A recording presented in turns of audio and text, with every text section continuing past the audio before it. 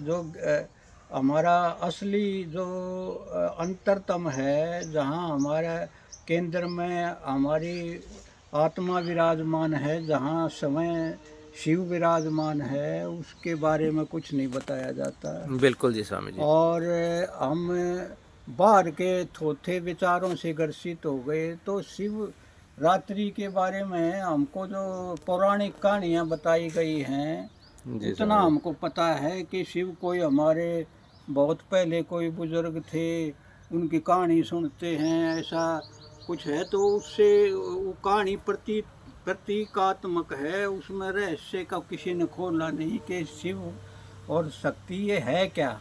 बिल्कुल तो जी। आज शिवरात्रि है, तो हम शिव और शक्ति के बारे में जानेंगे, और शिव शक्ति के एग्जिस्टेंस को समझ लेना ही मुक्ति है। हमारे जो भीतर अंधकार है, उसको शिव शक्ति का जो एकीकरण है, वही असली योग है। जी स्वामी जी। और हमने अपने को भोग में डाला हुआ है। सच्ची बात तो ये है कि हमारे भीतर जो शक्ति रूट चक्र में सोई हुई है, वो जगती है, तो उसको हमने वासना समझ के, उसको हमने गाली दे करके, उसको दुर्भावों में उसको नकार करके, उसको एक गंदी समझ के उसको बाहर फेंक दिया।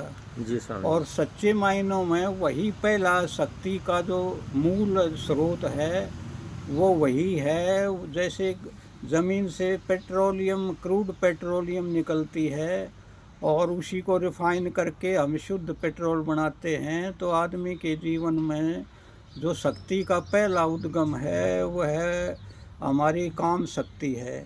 तो काम शक्ति ही पार्वती है, लेकिन हमने उसको ऊपर है ना वर्जना की तख्ती, और उसको गंदे उसमें धकेल रखा है।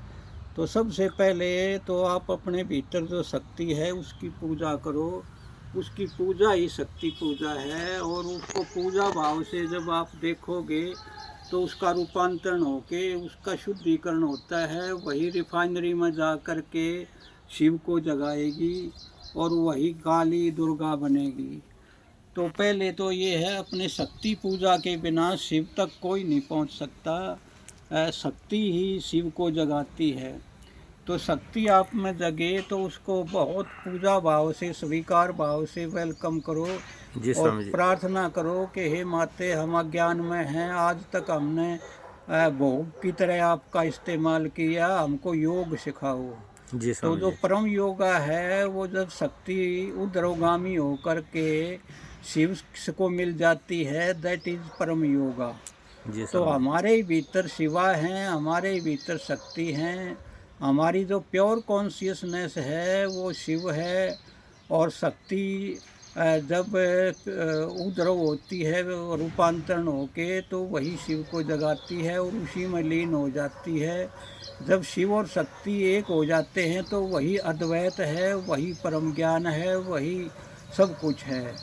तो अद्वैत का शास्त्र आपने उपनिषदों में पढ़ा, लेकिन जब आपको एग्जिस्टेंशियल अनुभूति नहीं होती, तब तक वो सब सुनी हुई बातें हैं।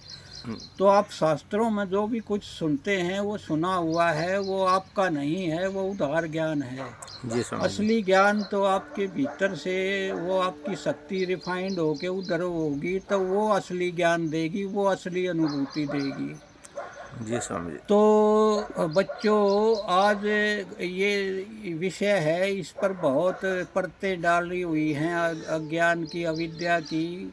और पंडित सबसे बड़े धोखेबाज हैं, क्योंकि उनको तो अपनी रोजी रोटी चलाना है। वो तो मंदिर बना करके और लोगों को कहेंगे कि इस पर जल डालो तो पाप तुम्हारे धुल जाएंगे, और उनकी रोजी रोटी चलती है। असली विद्या, असली ज्ञान कोई देगा नहीं। जी तो स्वामी जी। आज पहली दफ़ा हमने शिव और शक्ति का थोड़ा पहला परिचय दिया। तो ध्यान क्या है, वो सब शिव और शक्ति का मिलन है। लेकिन मन बीच में बाधा आकर खड़ा हो जाता है। मन कभी शिव और शक्ति को मिलने ही नहीं देता। जी स्वामी जिस जी। दिन शिव और शक्ति मिल जाते हैं, उसी दिन मोक्ष को प्राप्त हो जाते हैं। लेकिन बीच में हमारी मान्यताएं, धारणाएं, पूर्वाग्रह परंपराएं इतना कचरा आ जाता है तो वो शिव शक्ति को नहीं मिलने देता। जी स्वामी और जी। शिव शक्ति के मिलन के बिना जो संतान पैदा होती है वो डिवाइन नहीं होती, वो एक राक्षस टाइप में तमोगुणी होती है। तो ये सृष्टि आदमी की सब तमस में चली गई, यहाँ देवता होते ही नहीं। जी स्वामी तो आज हम मेडिटेशन का मतलब यही है कि शिवा शक्ति के बीच में जो अवरोध है, जो मन है, उसको हटा दो और आपका इनर स्काई है ना वो प्रकट हो जाएगा। वो आपके भीतर की शुद्ध चेतना ही शिव है और वही अद्वैत है। तो हम प्रैक्टिकल करते हैं, अब ध्यान में बैठेंगे।